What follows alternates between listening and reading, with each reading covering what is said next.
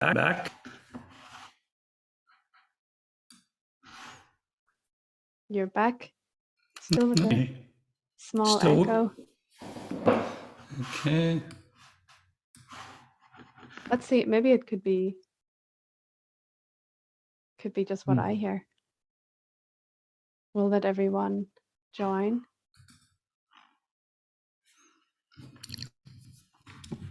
Can anyone out there hear an echo on Sean's voice?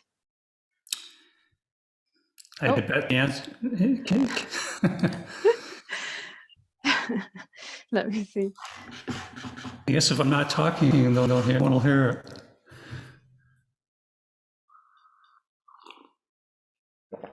Test. Testing 1, 2, 3. Can you hear an echo on my voice still? Yes. That's a yes. I think it's actually worse than it was before. No, man.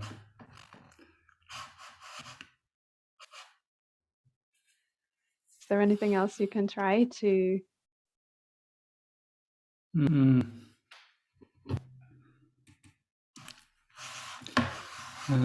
me see. I could try using the microphone on my iMac instead of. Would be. Hold on. Or plugging your headset directly into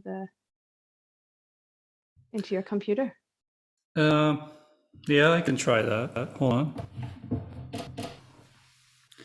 But the headset didn't have a microphone in it, so I'm not sure that would. It doesn't. Let me see if that's any better. I can't hear you now, so. You can't hear me? Okay, now I can hear. I can hear. Yeah. I can hear my voice now, which is something new. Hello? Hello. Can you hear me? Yeah, I can hear you. Yeah, good. Is the level of my voice okay? The level of your voice is fine. Okay. Is there a chance that there are two different? I don't think it's two different microphones. I think it's a glitchy, maybe due to some hardware. You said you're going through the Fireface. No, so I'm going through. You can't see it, but it's an AG microphone. It's a USB microphone, and I've got my headphones plugged into it. So we're bypassing the sound card altogether. Okay. Still an echo. I mean, there's an echo in my room I can hear, but it's not just a regular the analog echo. It's definitely a glitch. Two sources, two mics. That's what the chat is saying. Two microphones. Okay. Yeah, I mean, no one else's microphones are unmuted, just myself and you. Yeah, I think it's worth trying to restart your whole system. Everyone doesn't mind. Okay. I can go through the practical details with them. Okay. You want me to reboot my computer? Yeah, I think it's worth taking the time to make sure the audio is good. Otherwise, we'll miss about 40% of what you're saying. Yeah. Okay. Let me put this. I'll do that. Go ahead. Great. Thanks a lot, Sean.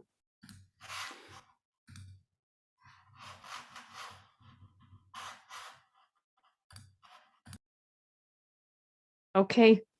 Let's hope the restart helps. Whenever we first logged on, it wasn't too bad, and then it got progressively worse. But I will introduce the event today. So thanks everyone for being here. This is a Danish Sound Cluster event, and we have been put in place to kind of strengthen the audio industry in Denmark. And this is one of the ways that we do that is by holding events and facilitating knowledge sharing and networking and things. So this type of event has been very easy for us to get started with because it's virtual, so everyone can attend. We also have a lot of people attending from other countries, which is great. And yeah, it means you don't need to spend too much time or money getting somewhere. So yeah, thanks a lot for joining. Let me run through the practical stuff. We have a regular chat, so you can chat in the box if you have any sort of general feedback or comments. If you have a question for Sean, you can use the Q&A chat.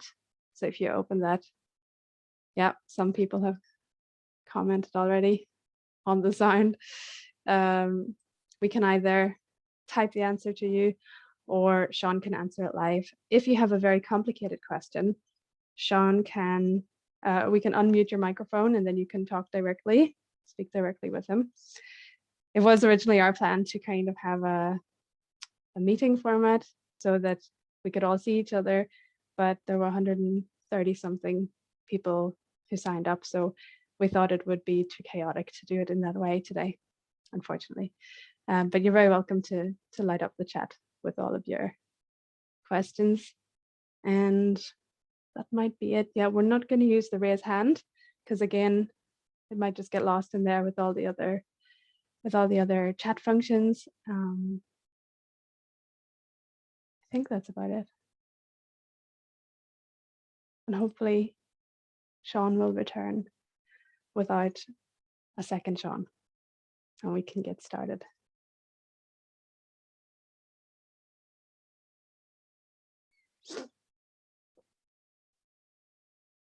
Has anybody heard Sean speak before?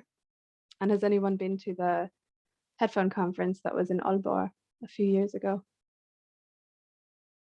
I think that was the last time he was in Denmark.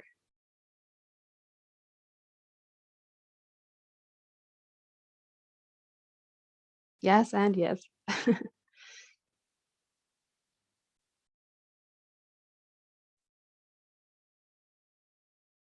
Getting notifications everywhere. I will tell you more about the Danish Sound Cluster.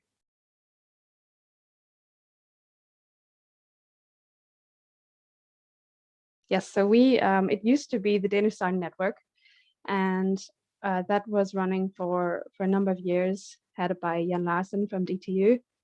And after, at some point, they kind of ran out of money, and Jan died. And then the activities kind of came to a halt. But fortunately, there were enough sort of experienced players in the audio industry who really saw the potential for this kind of network. And a lot of those people are on our board at the moment. So they got together and applied for a lot of different funding, and that was awarded to us this year.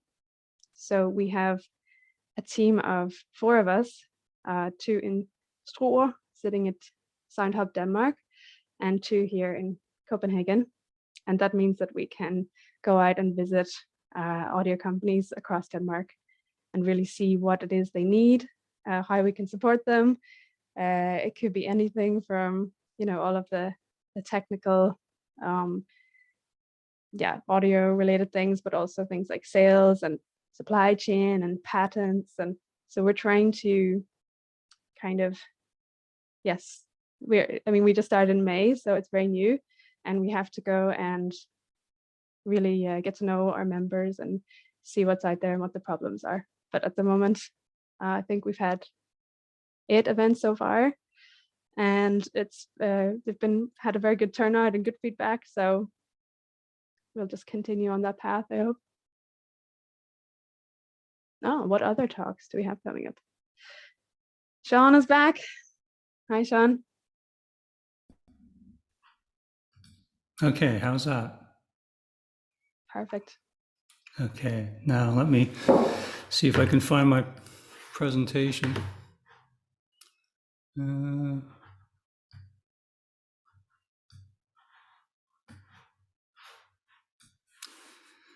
Okay. In the middle of that, my USB mouse, my mouse died. I had to recharge it. Okay. Well, I hope everyone can stay a little bit later. I know that Sean can stay until 4:20 our time, so we still have 1 hour.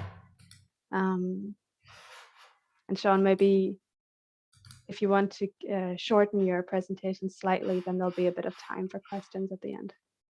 Okay, How does that sound? that sounds good. I'll try to be keep it within an hour. Great. Well, thanks for being here, and I will Mhm. let you introduce yourself for those of you who don't know Sean. It's a real pleasure to have you here today. Yeah, well, if I had an introduction slide, but I thought you were going to introduce me. But anyways, my I will introduce you if you like. go ahead. Just make it short.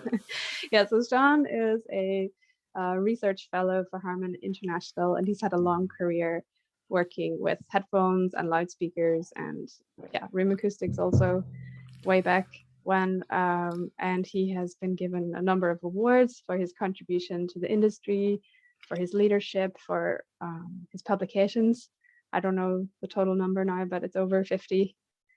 And yeah, it's a real it's great that you can be here and take time out of your schedule. And it's 7 a.m. with Sean, so thanks a lot for getting Yeah, up so early. I was up at 5 a.m. So Thank you. yes. Yeah. Okay. Well, let's just get into it. The focus of this talk is on listener preferences for headphones, and over the past 7 years, we've done this research project focused on trying to, first of all, develop a methodology to measure headphones in a sort of controlled way, a double-blind method, which is challenging, and doing it so you can deliver the sounds consistently to the listener, and then, of course, control your measurements as well. So I'm just going to describe very briefly the whole process. We came up with a target curve, which most people seem to like, and to make this easy to practice and implement, we came up with some models that will take measurements and predict what listeners would, how they would rate it in controlled listening tests. And then I'll throw in some, all of this was done on a test fixture, a Grass 45CA with our own custom pinna. And now people want to, measure things with different fixtures. So I'll talk a bit about that as well, focusing on the new B&K Hats 5128. So as you mentioned, we've done a lot of research on headphones, and all this is available in the AAS as there's 19 preprints, I think, and a couple of book chapters and so on. So there's a lot of details that you can, if you get these papers, you can go into it. So this whole thing started back in 2012, and we started measuring headphones, and we were kind of shocked how bad a lot of them were, and it didn't really matter who made it. It was very inconsistent, and even within a brand, they were not consistent. So there was a nice paper published by Breitbart in 2017. He kind of nicely summarized this. He did a lot of measurements, and he found that there was basically no correlation between the frequency response and the retail price. And this graph here basically shows the average frequency response of all the headphones, and he compared it to our target curve at the time, and you can see that it doesn't fit it very well, and the average error from that target is 2.5 to 13 dB. So if you look at that error, root mean square error, and as a metric of quality, and you plot it as a function of price, you can see down below there's basically no correlation. You would expect the error to go down as you spent more money, but it's spending more money doesn't guarantee better sound. So that basically captures the state of the industry, I think, very well. And we've done some similar surveys that basically confirm that. So we started off in 2012 just asking very basic questions. If you do a listening test with some trained listeners, will they agree? We know that for many years, for decades, we've done loudspeaker tests and we get pretty consistent results. But what about headphones? So we did a simple test with these headphones. And it was, there was nothing, we hadn't really come up with a methodology yet. So we simply did this test where the person would come in, the test administrator would substitute the headphones. And so the person wasn't aware of what the headphones were, but they could feel them, and they could, there was clamping forces, and some of the headphones were heavy. And after one or two trials, they could recognize the headphones just by the feel and the weight alone. And in that sense, it was no longer a blind test, because they said, yeah, that's the heavy phone. I'm going to give it the same rating I did in the last trial. So nonetheless, we got these results, and there was some agreement, but there wasn't much agreement as far as headphone HP3. No, sorry, HP4. So the 4 over to the right, you can see this headphone HP4. And you can, if you look at the frequency response in the graph, you can see it's got this bass boost, but listeners on average are saying it doesn't have any bass. It's actually rolling off. So what the dotted green curve is the perceived spectral balance that listeners are telling us. So we investigated this, and we measured the headphone on various listeners, put microphones in their ears, and sure enough, half the listeners it was sealing very well, and half the listeners there was a break in the seal, and the bass was rolling off. So we sort of identified the challenges in doing listening tests, that if you have a headphone that, especially leakage, is a huge effect. It can roll off the bass at 500 hertz or lower, and you're not delivering the same sound to each listener. So you're going to get a lot of variability and inconsistency, not only within the listener, but between listeners. And similar thing happens in measurements. So depending on what pinna you use, what fixture you use, you'll get these huge leakage effects, and it's very hard to correlate and get consistent measurements. So the following year, rather than measure headphones and listen to different headphones, we decided to look into the standards that standards are recommending, and just take some headphones and equalize them to different target curves. So the current standard at that time, and continues to be the same standard, is the flat diffuse field response. And it basically replaced the free field response, which was back around the 1980s. So we decided to come up with our own target curve, and the rationale was that we don't listen to diffuse sound fields typically. Most stereo recordings are designed in listening rooms, and they're intended to be played back through speakers in a room. So let's try to make our reference sound field a standard typical listening room, and measure the speakers, and see what's the in-room response that we measure at the eardrum.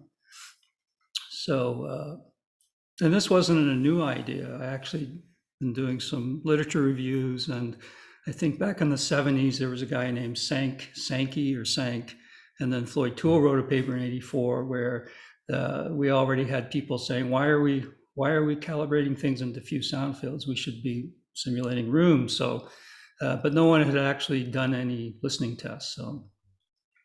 So we went into our room, and I've already gone through that, and we measured the in-room response, and that sort of became our reference. And then we tested it against various diffuse field curves, one by Moeller and Hammershoy, who've done a lot of great work over in Denmark. And then we had a target curve based on the work of Lorho, who in 2009 published a paper where he had listeners adjust the major feature of the diffuse field curve. All the curves, in fact, is this resonance at 3 kilohertz. And the free field has the level of that resonance is quite high. It's I don't know, on the order of 15 some dB. Diffuse field, it's around 10 or 12 dB. And Lorho found that listeners preferred this peak to be at 3 dB. So it was basically a significant change or modification, and we included that in our test. And then we had two target curves based on slightly different room calibrations. One had a lot more treble than the other, and the slope of the curve was different. And we tested it over these two headphones, a Sennheiser and Odyssey LCD2, which was at the time highly regarded. And each listener rated these different targets. There were 2 separate tests, one for each headphone. And these are the results. So in the first test with the Sennheiser headphone, our first target was preferred over all the other headphones, all the other calibrations, including the unequalized headphone. And you can see that the diffuse field came in second and slightly better than the Lorho. All of those diffuse field calibrations were better than the headphone unequalized, and the free field was last. And this was consistent with some studies that were done by Thiel back in the 80s. He was probably he did I think the only test at that time that showed the diffuse field was preferred over the free field, and then based on that it became the standard, and it was a good reason.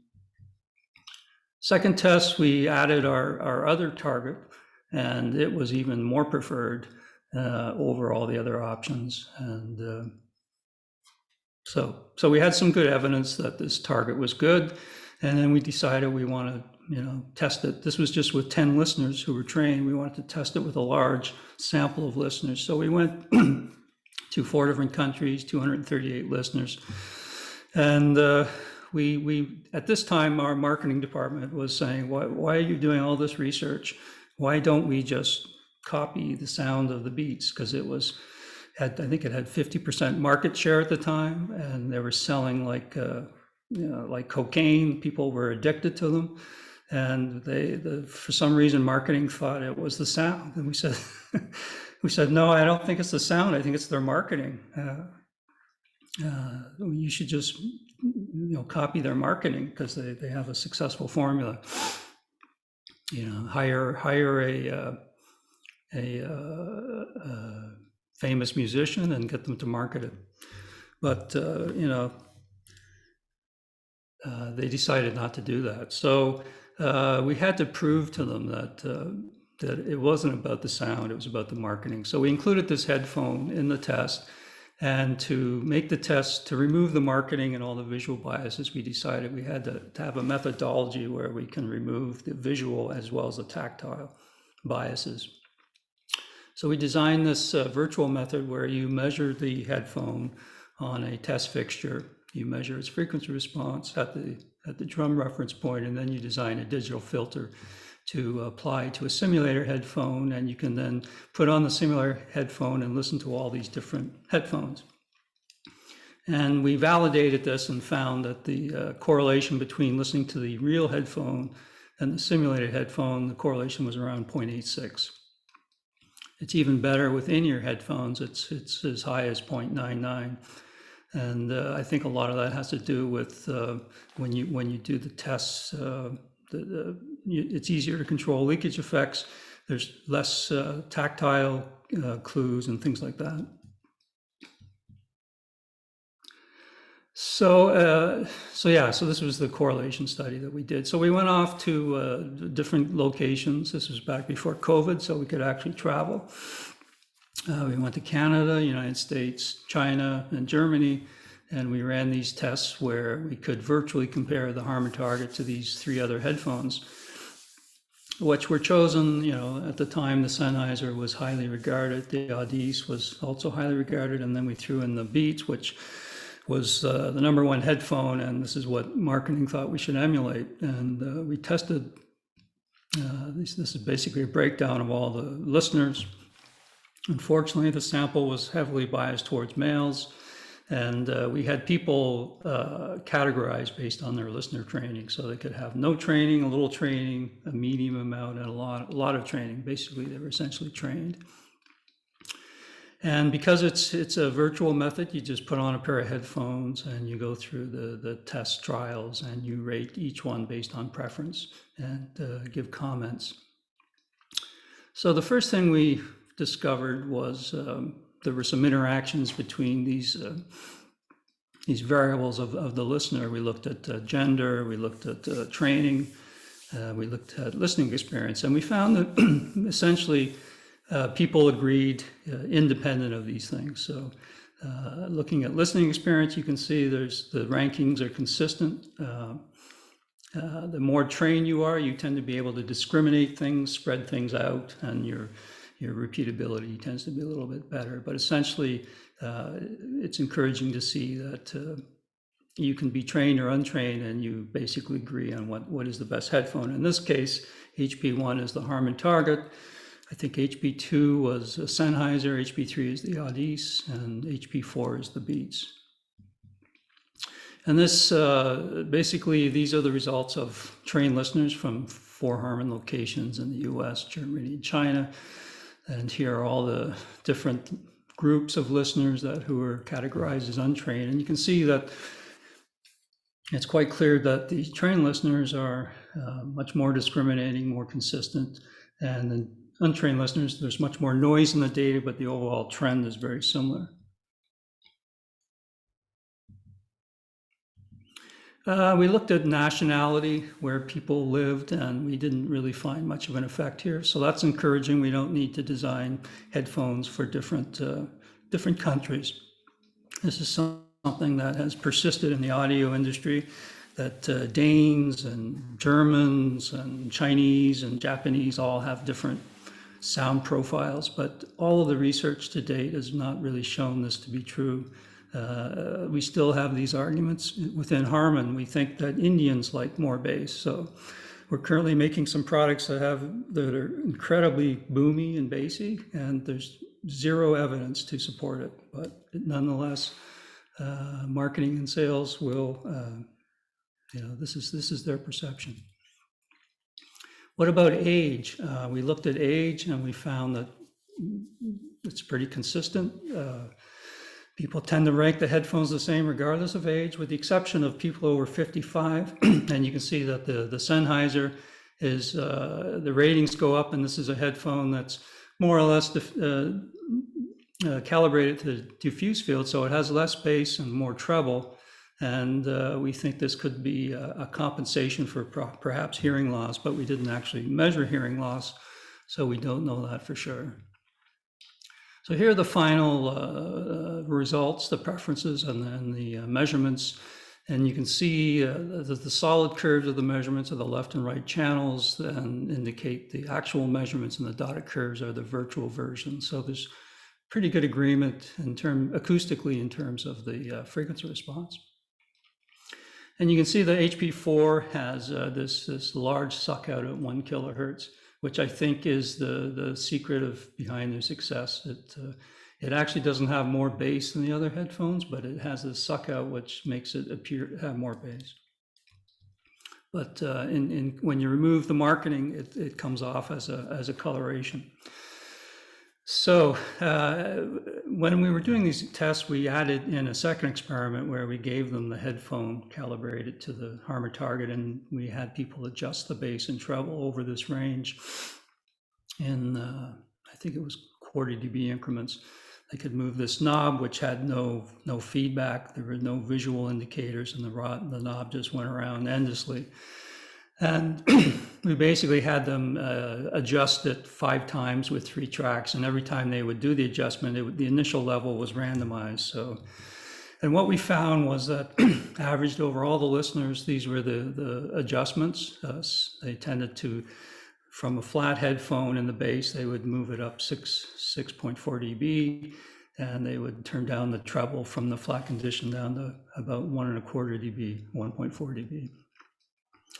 And they would adjust the program adjust the bass and treble up and down depending on the program material, which is not unexpected because program material is very inconsistent because of the lack of standards in how rooms are calibrated and speakers the monitors are chosen. So we get these variations all the time. We found that people who have less experience tend to add more bass and more treble, and the more experience they have, they tend to turn the bass down a little bit. It's a small effect, but it's maybe it's not insignificant. As far as age, this was interesting. Younger people tended to add more bass and treble, and older people tended to turn the bass down as well as the treble, until they get to this magical age of 56, where they turn down the bass a lot and they start cranking up the treble. And again, we suspect this is hearing loss. This might be of interest to the people in the hearing aid audience, that maybe you can confirm that. This is also interesting. This is bass and treble levels as a function of male and female. And unfortunately, as I said, we had a very small sample of females. So this is an interesting thing that would be nice to study farther, use a larger sample size and maybe control for hearing loss. Did the females have better hearing, or do they just like less bass? There's been some studies published that show male college students like more bass, and they've measured their personality, and they find it's related to they're extroverted and tend to be a little socially maladapted. So I joke that if you can tell if someone's off or has a personality disorder based on where they adjust their bass. Country. So here's some data based on the nationality of the listener, and we didn't find much of an effect. The Germans tend to like a little less bass, and we don't know why, but I don't think it's significant.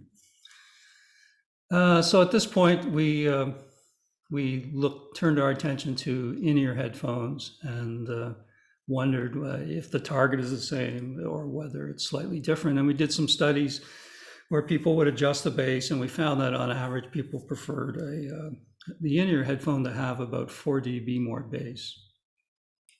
So we basically did a large test to validate this target, and we included a lot of different models from different countries, ranging in price. And we again did this Mushroot style test where there's a low anchor and the hidden reference. There is no reference, so we just, this is the problem with Mushroot tests with speakers and headphones. There's no such thing as a reference. So you throw in what we call a high anchor, which was the Harman target curve. In every trial that we would include that, as well as this low anchor.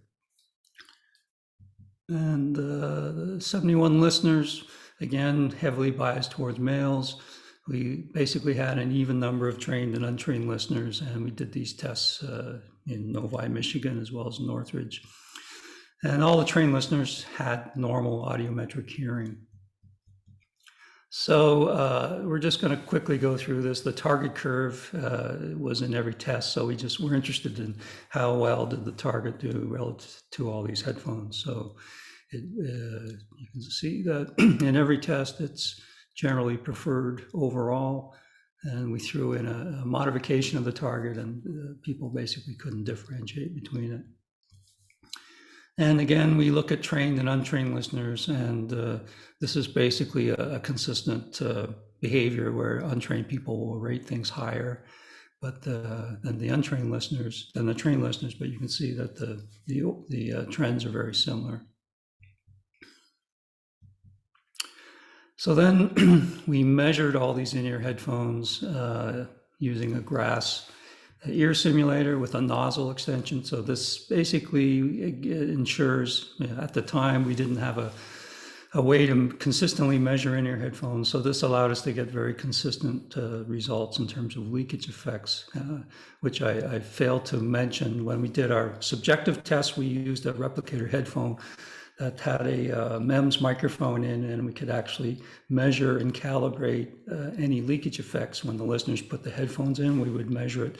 And if we saw any leakage, we would have them reinserted. So I think this was critical, being able to control both the subjective and the objective measurements, make them reproducible, is why we're able to predict people's preferences based on measurements. So we came up with this measurement, and we could compare the headphone response with the target and then calculate the error. And if we look at how headphones are rated from the highest to the lowest, you can see that the highest rated headphones tend to comply with the Harman target curve, and as the ratings get lower, they tend to deviate and extend far away from it. So with that in mind, we came up with 3 metrics that capture these deviations from the Harman target: the absolute value, the slope, and the standard deviation. And we were able to use a model that has a pretty good goodness of fit. The correlation between the tested, or the predicted, and the measured was 0.91, with a root mean square error of about 5.5 of a rating on a 100-point scale. So we turned our attention back to around ear on-ear headphones, and we wanted to come up with a similar way to predict preferences based on measurements. And this just basically shows over the course of 3 years, we modified it slightly based on psychoacoustic feedback that we got. The treble came down a little bit from the initial one, but it's essentially otherwise quite different. So we went and selected 31 headphones from different manufacturers, dynamics, magnetic planars, covering a wide range, and tested them with 130 listeners using a similar Mushra type style. And again, we virtualized all the headphones. So again, we're just going to quickly go through these and look at the target score versus all these different headphones. And generally, it was the most preferred. There were 3 or 4 headphones in the test that were equally preferred, and I think in all the cases it was very close to the Harman target. So again, looking at we basically calculated the average response within these different categories based on scores, and the excellent headphones that scored between 90 and 100 tended to very closely fit the target. And the more it deviated, the lower the scores. So again, we went in and looked at metrics, statistics that capture these deviations, and the correlations between the measured and predicted were not as good. If we threw out these 2 outliers, the correlation went up from 0.86 to 0.91. So up until now, we'd been just looking at the mean response of all these listeners based on their preferences, but we wanted to dig down deeper into the data and see whether there existed certain segments of listeners who, based on similarity in their preferences, could we identify these, and what were their sound profiles? What headphones did they tend to like? And also, were there any underlying demographic factors, their age, their gender, their listening experience, that could maybe explain or predict these sound profiles? So using a cluster analysis, we identified 3 clusters. And you can see that the largest segment includes 64% of the listeners. And then we have 2 smaller clusters that capture 15% of the listeners, and then 21%. So we then looked at what are the 5 most preferred headphones in each class, and we normalized them to the Harman target. And you can see right away that what the main feature of their preferences is related to bass. So the largest segment is class 1. They tend to like headphones that closely comply to the Harman target. They roll off on average. If you average 5 headphones, it rolls off a bit in the bass, and you get some 2 dB deviation in the treble, but essentially they like this. And the class 3 are people who like less bass, about 2 dB less bass. And then you have this class 2 where they like between 3 to 6 dB more bass.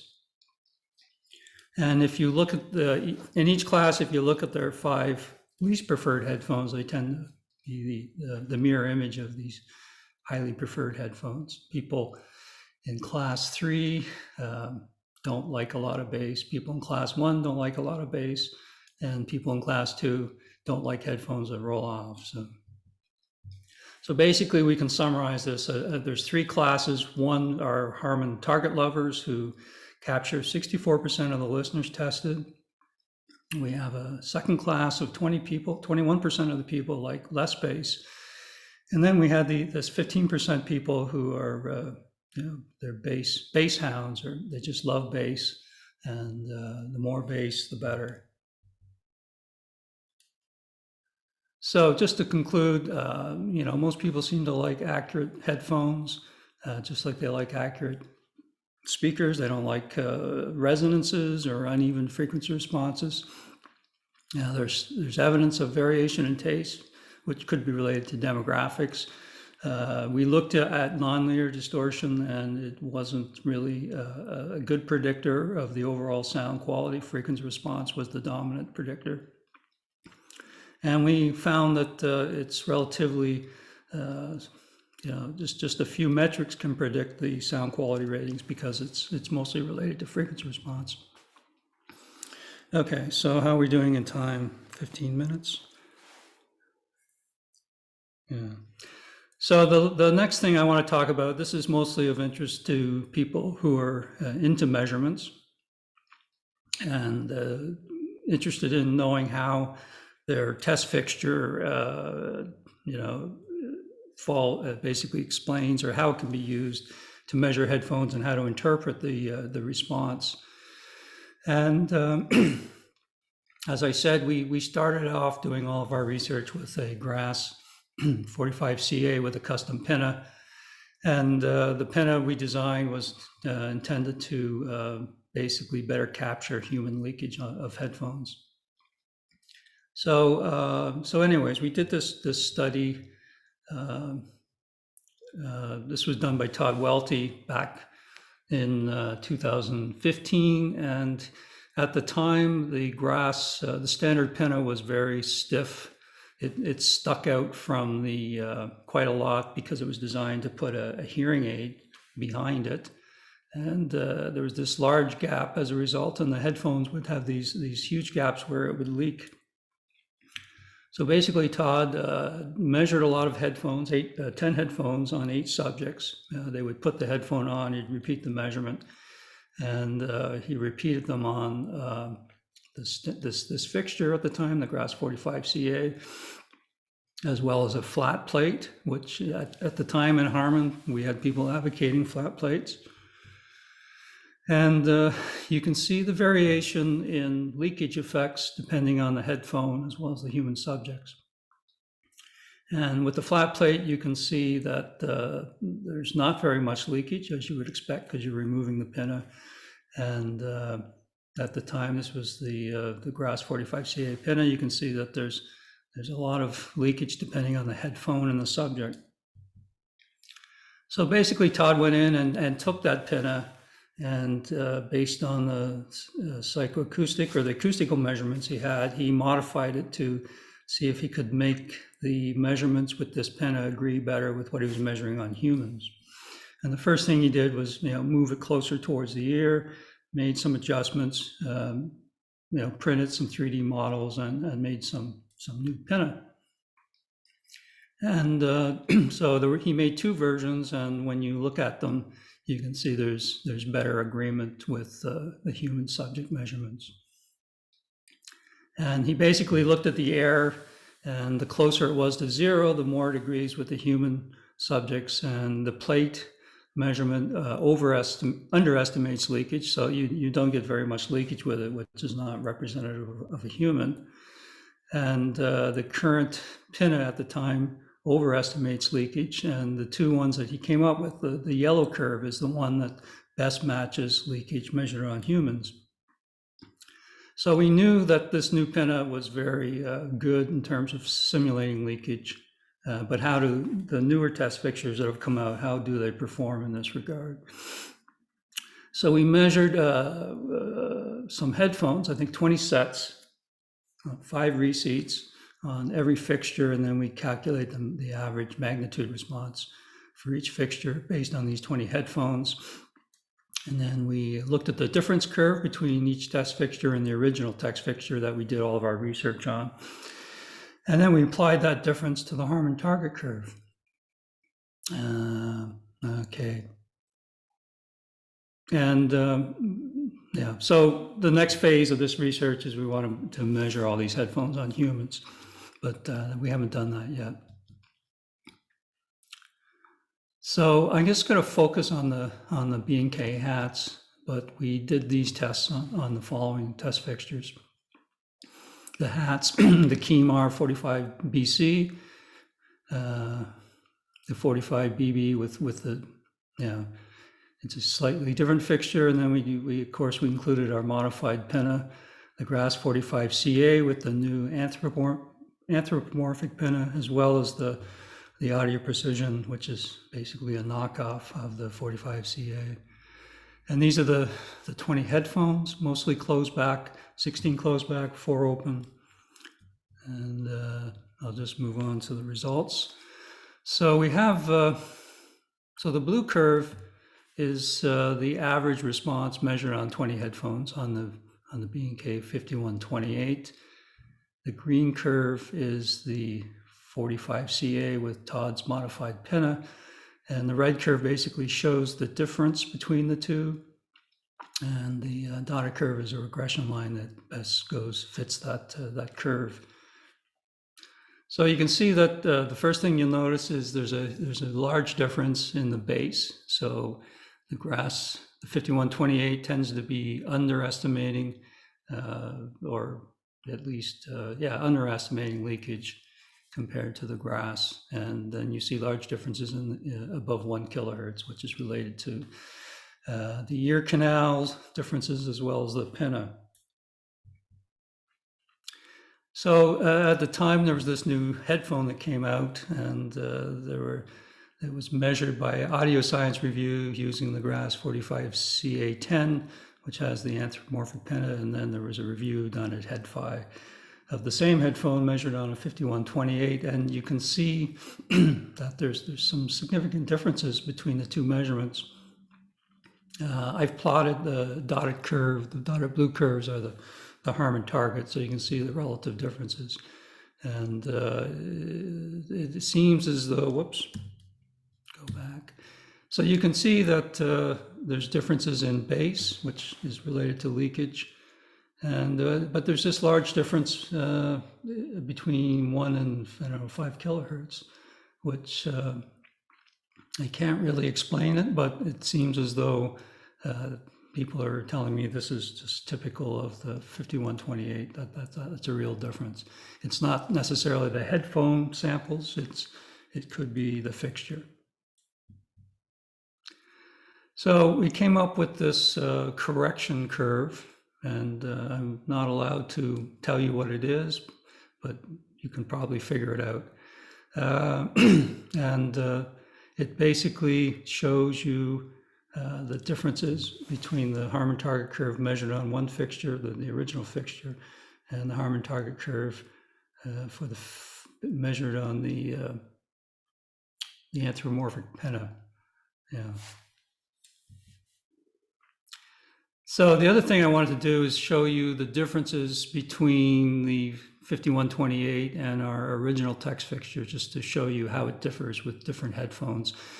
And you can see it varies depending on the headphones. So for some headphones, you get pretty good agreement, and other headphones, you see this differences in the bass particularly.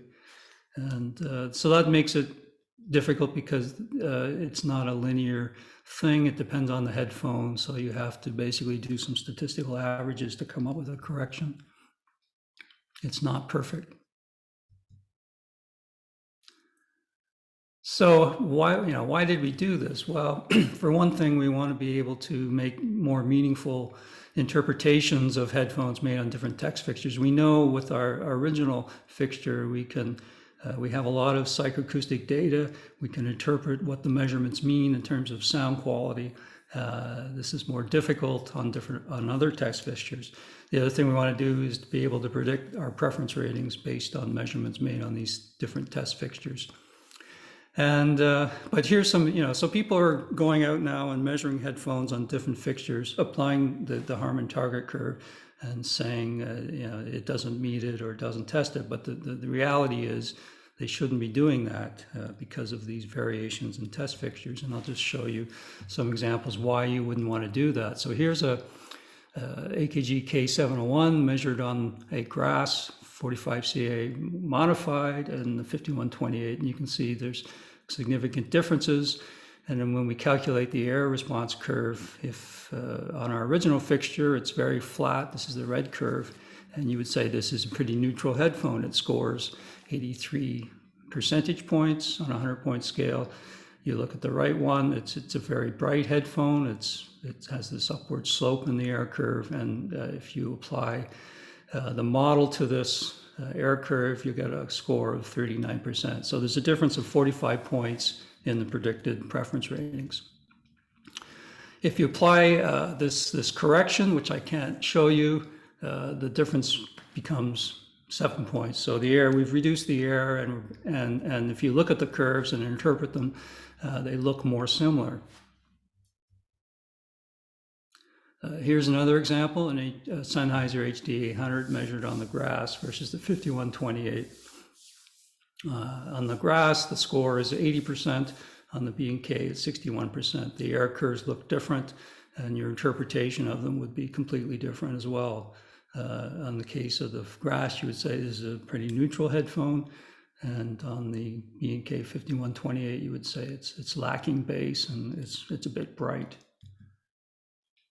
You apply the modification, you get a more agreement. So these are the reasons, and this just basically summarizes how these 20 headphones would score on different test fixtures. So the green ones are the scores using the grass test fixture. The red ones are the scores based on the 5128, and you can see there's not much agreement, but if you apply this modification that corrects for the differences, the air goes from 22% down to 5.8%.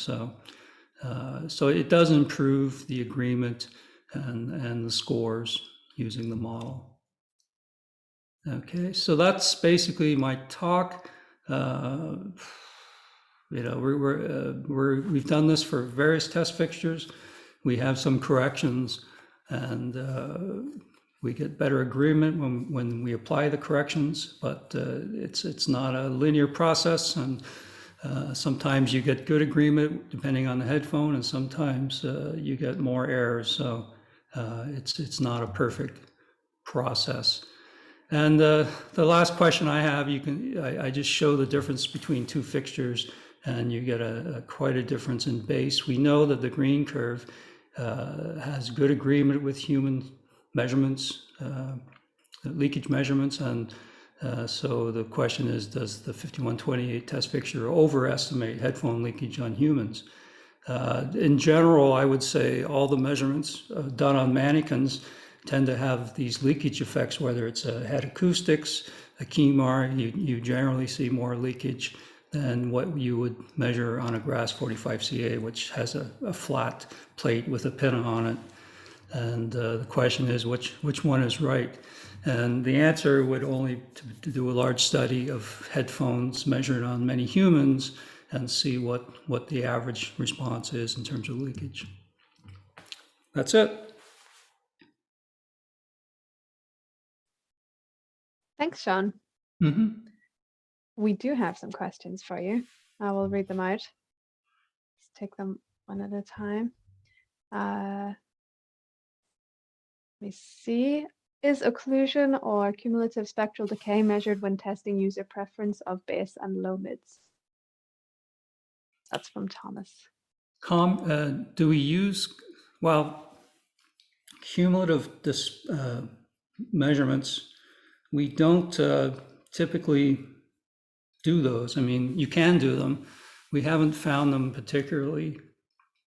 They don't really give us much more information than we need from just looking at frequency response. They show you the decay of sound over time, which is really correlates with resonances. So if it takes longer to decay over time, it's a resonance of a higher Q value. And if it decays very quickly, then it basically is a very either flat or it's a very low Q resonance. So we know what the thresholds are of resonances based on Q and amplitude. So we don't really, there's really nothing to be learned, I think, from using those measurements for headphones. Okay. Thank you. Next, from Anonymous, does the result affected by recordings from the grass hats versus B&K hats 5128, is the result affected? Yes, I think you've spoken about that already. Yeah. Is the result affected by using different virtual headphones? I don't know what, so all of our listening tests were based on virtual headphones. I think what the question, what the person is asking is, does it depend on which replicator headphone you choose? So we're basically simulating all these headphones on a single headphone, and is the replicator headphone, will it change the results? And the answer is yes. We were very selective in which replicator headphone. You want a replicator headphone that has a very smooth response. It has good bandwidth, so that you can it can accept equalizations. So, I mean, if you're trying to boost a headphone, if you have to boost it to match another headphone by 10 dB, then the replicator has to be able to do that. So the bandwidth, the smooth frequency response, the ability to be able to handle the EQ without distortion, and then finally, how consistent is the headphone in terms of from subject to subject, and putting it on and off. And this is something we tested. We wanted to have a headphone that had very similar leakage in all the subjects. So that basically leads you to an open back headphone that's very open and transparent, and it basically has a built-in leak, so that leakage becomes a very minor nuisance variable in the tests. And that was, I think, key to getting consistent ratings from listeners, is controlling for that. Okay. Next, hi Sean, what stimuli were used in the subjective tests, and what thoughts were behind this choice? Could the choice of stimuli have affected the results? Oh yeah, for sure. It's been shown in all the studies that program material is a variable, and how do you deal with it? So there's always this trade-off between using many programs and how long can people sit there and judge all these programs? So generally we chose 3 or 4 programs. We did a paper just on program material. We used a large number of programs, and we had people rate headphones, and then we did statistical analysis to determine which programs produce the most discriminating results.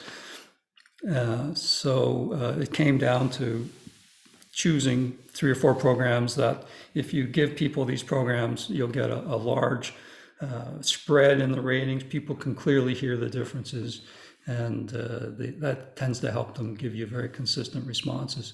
So what are the features of those programs? They tend to be very wide band, so they have all frequencies from 20 hertz to 20K. They're very consistent. They're not changing a lot, so people can, it's an easy task.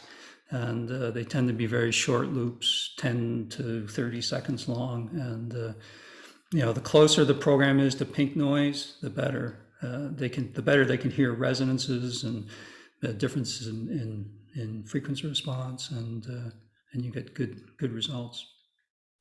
Does that mean that you don't use any kind of current or like electronic music? No, I mean, marketing. We did use some rap and some things like that, and because marketing felt that this is what their target audience listens to, and we didn't really get any different results. People tended to choose the same headphones. Okay, great. Okay, where are we at? Do you use FIR or IIR filters to virtualize the headphones, and is the phase response matched to the original headphones? So I think we've done both. We've used IR filters as well as FIR. In general, most headphones are minimum phase devices up to a certain frequency. Above 2 or 3 kilohertz, you get a lot of phase variations, and at that point, it may not be minimum phase. So that means you can use. You don't necessarily need to use an FIR filter if it's minimum phase. And generally, that is what we found, that we didn't need to use FIR filters because of that. Great. Joe Jensen has a question that I was also wondering about. Was it possible to relate the 3 classes or 3 listener segments to listening experience, age, or gender? Yeah, I guess I didn't mention that, but yes, I think I did show you that these variables were found when we did this experiment where they adjusted the bass and treble. So younger people tended to like more bass and more treble than older people. Females liked less bass and treble, and then listening experience was also variable. So let me go back. I don't know if you can see my presentation still. Yes, we can. So yeah, so what we found was class 1 in terms of variables. These are people that like harm and target. They tended to include all people across these different categories, whether it was age, training, or gender. The green curve, people who like less bass, tended to be, they were disproportionately represented by females. So I think half of these people, half of the females were in this group. So they like less bass. And then people over 50 were also in this group. So this is consistent with the study where they adjusted the bass, that females and older people want less bass, and in some cases more treble. It didn't show up here. Now the people in class 2, these are the more bass is better group, tended to be younger males. So yes, experience, age, and gender may be variables that predict which class you fall into. But not necessarily. There's still some females who were in the other groups and some people over 50. Yeah. Yeah, it's not like clean cut. Yeah. Yeah, the train, and the other thing was that the trained listeners, most of them do not fall in class 3. So trained listeners don't like less bass. They tended to like the harm and target. And, the rest of the females were also in the harm and target category. There were no females, or very few females, that like more bass. Okay. So next question, we have quite a few here coming in. This is from Tor. Dear Sean, would it make sense to use an in-ear headphone when testing virtualized in-ear headphones? Yeah, that's exactly what we did. We had Okay. Yeah. And we put a little MEMS microphone in, so when you insert it, we can tell whether there's leakage or not. And in-ear headphones, I mean, they're designed to have usually a pretty tight seal. So if you don't control for that, you'll get widely variable opinions. And I've seen this in magazines years ago. There was a headphone review where they had 4 reviewers review it, and they all had totally different takes on how it sounded. And I suspect it was this quality of the seal. Yeah. Is that MEMS microphone something that is available, or did you fashion it yourselves?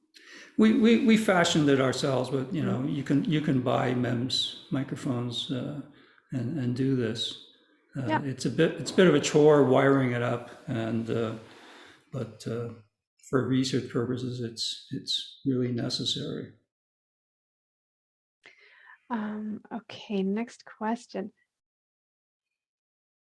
Your research increases knowledge about human perception of high quality headphone playback and also what errors can happen in objective measurements. How do you see the split between subjective and objective measurements in terms of workload nowadays to verify a new headphone product going to market? Yeah, so I guess that comes down to how much work can we do now without having to do listening tests? And I think the predictive model has allowed us to quickly know whether we're on the right track. It tells us very quickly whether this headphone is going to sound good or not, whether people will prefer it. But there's still a lot of features that need to be looked into. For example, ANC performance. A headphone can sound totally different when you turn on the ANC. I found this recently. We were trying to test a spatial algorithm, and when we tested it in the ANC mode, the frequency response was changing constantly. And every time you measure the headphone, the frequency response changes. It adapts to the background noise. So we had to turn off the ANC. There's transparency modes where these things can happen. So there's still, I think, a need for listening tests and close characterization of these behaviors that are part of the feature of the headphone. Yes, and also the ANC is affected a lot by leakage as well. Oh yeah, for sure. Yeah. Okay, does the Harman, oh, sorry, just lost that question. Does the Harman curve apply DF correction? No. We basically take the raw measurement. The Harman target's based on the raw measurement, and these difference curves are basically the difference between the raw measurement and the Harman target curve. So no, there's no diffuse field correction or calibration. Okay. How do you think about probability that personal treble preference depends on ear canal length variant, I'll have to read this again. What do you think about probability, the probability that personal treble preference depends on the length of ear canal length variant, which is relative to the listener's head diameter?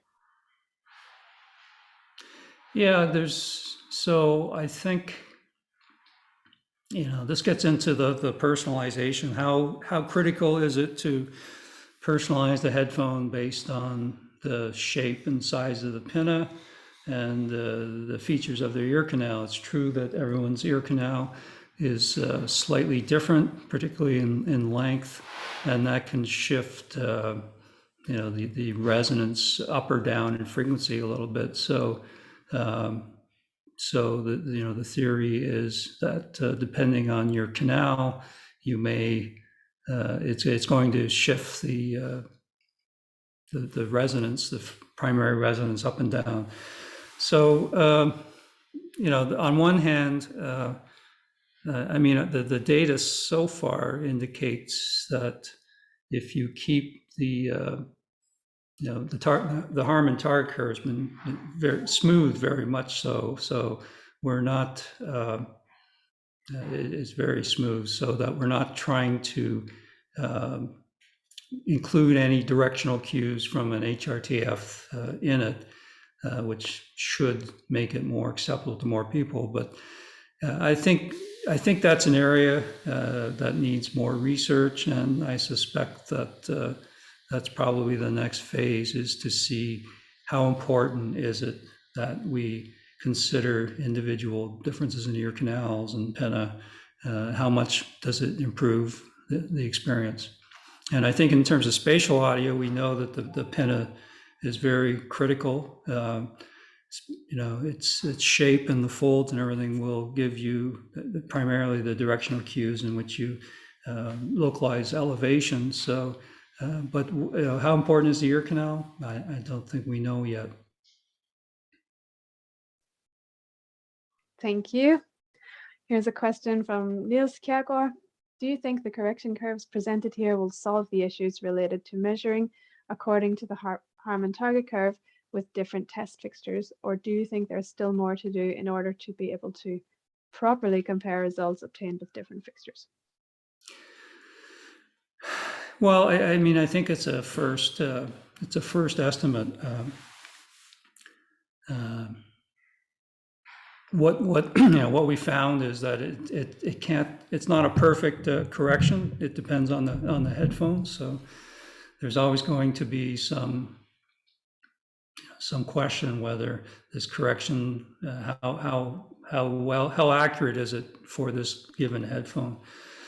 And as I mentioned, I think there's the biggest effect I see is leakage, and the heads tend to have more leakage than the plates, and the question is which one is correct. Now, on the surface, it would seem a head is more realistic, but again, we get into these questions about head size and how accurately does the head represent humans. So we probably need to do a study where we look at human heads as well as measure leakage on them. So we can maybe we can measure a headphone on a median-sized head, something that's in the 75 percentile, and maybe we have different shapes of heads that we can see how much it varies. Yeah, so I think I don't think this is the last word. I think there's more research that needs to be done. But your averages still help get it closer to the rails. Yeah, and if anything, it illustrates that there are differences, and you can't just blindly apply the Harman target measured on one fixture to results on another fixture, a different fixture. Okay. What are your thoughts on the recent trend of personalization of headphones to the user's hearing profile? Yeah, I mean, that's a fascinating topic, and I wish someone would, I wish there were more papers on it. I mean, it's clear that that hearing loss does influence your preference. But hearing loss is a very nonlinear process, and you may be satisfied if the music is above your hearing threshold. So there's this thing called recruitment, where as the level gets up, everything sounds normal. So some of the corrections I've heard, I've listened to some different products that claim to correct for hearing loss, and you measure them on different people. You do the hearing test, you apply the correction, and most of the people say it sounds awful. It's way too bright, so it's almost as if they're not accounting for recruitment, or and someone who has a lot of loss, they may actually prefer it, but it seems as though it's not. There's a lot more work to be done. Not there yet. Yeah. Have you tried any of the kind of over-the-counter hearing enhancement earbuds? Who's got one? I mean, Apple has some features, and also Bose. Have you tested any of those products? I've tested the latest Apple products. I haven't actually played with their hearing compensation that's built into the OS. The Bose system, I've not tested that. No. No, I think we will see more and more of those products. So it's interesting for our those in the hearing aid industry. I think we've tested Nuheara a few years ago, which is an Australian company, and I think it's based on measuring autoacoustic emissions, and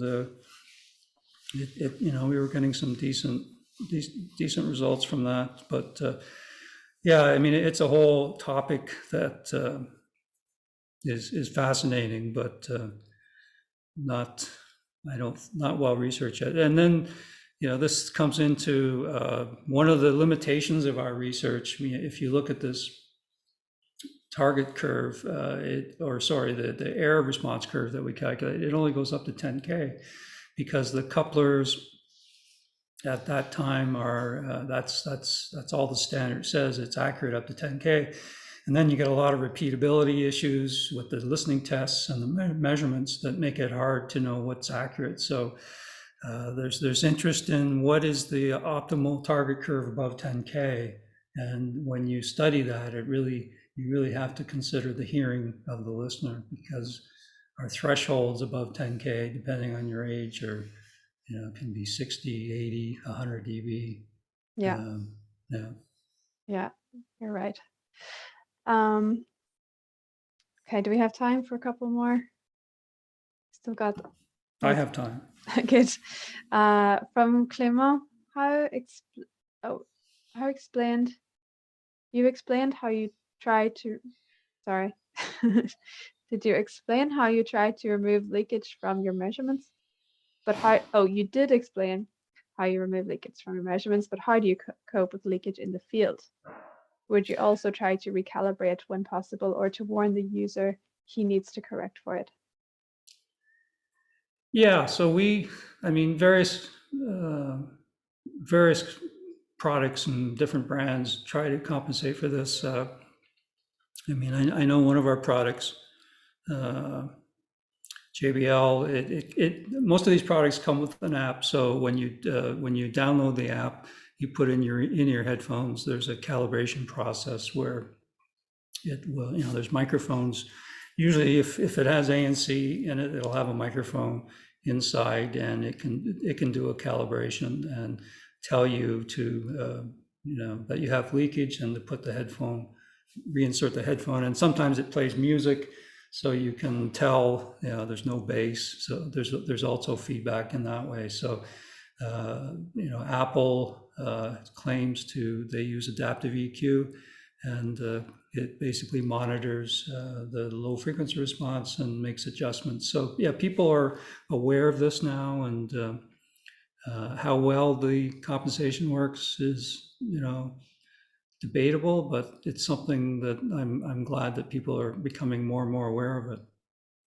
And of course, with in-ear, the tips are critical. So getting the right size tips, and getting the right materials. Usually foam is if you get leakage problems, foam is a good solution, like the complied tips.